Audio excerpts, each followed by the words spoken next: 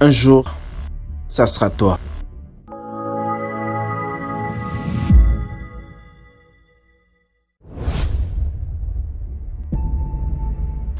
Un jour, ça sera ton heure. Un jour, ton rêve va s'accomplir. Peu importe le temps que ça prendra. Peu importe tes échecs. Peu importe l'immensité du travail à faire. L'étroitesse du chemin à suivre. Un jour, ça sera toi. Tout échec porte en lui, dans les circonstances de l'échec lui-même, un avantage équivalent. Tes échecs que tu rencontres sur ton chemin te donneront une expérience, une nouvelle connaissance. Tu es un bâton. Peu importe le nombre de fois que tu es tombé, tu n'as pas le droit de laisser cette situation te noyer. Et je l'ai connu aussi. J'ai connu ces moments. Des fois, il m'arrive aussi d'avoir l'impression qu'en vrai, je ne suis qu'un perdu. Que rien ne se passera comme je le prévois. Et la sensation est tellement réelle. Mais pour moi, c'est une manière que mon avenir a de me pousser à faire beaucoup plus d'efforts. À être vraiment à fond. On reste motivé.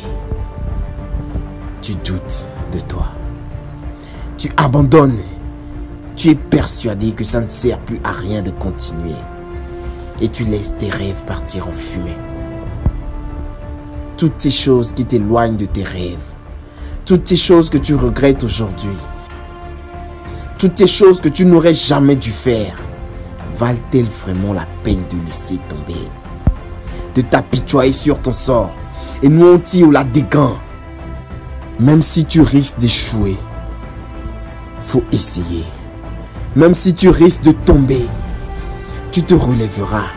Même si c'est pas facile, ose quand même. Prie, prie beaucoup. Tu as le droit de prier plus de 10 000 fois par jour si tu veux. Mais tu n'as pas le droit de demander à Dieu de venir travailler à ta place. Tu peux, tu vas et tu le feras. Et un jour, ça sera ton heure. Forcément, obligatoirement, incontestablement. Tu donneras à tes projets ce dont ils ont besoin pour s'accomplir.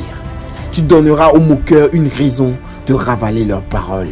Tu donneras à ta maman, ta famille, une raison d'être fière de toi. Et si vous avez compris et capté ce que j'ai dit dans cette vidéo, sortez votre poing.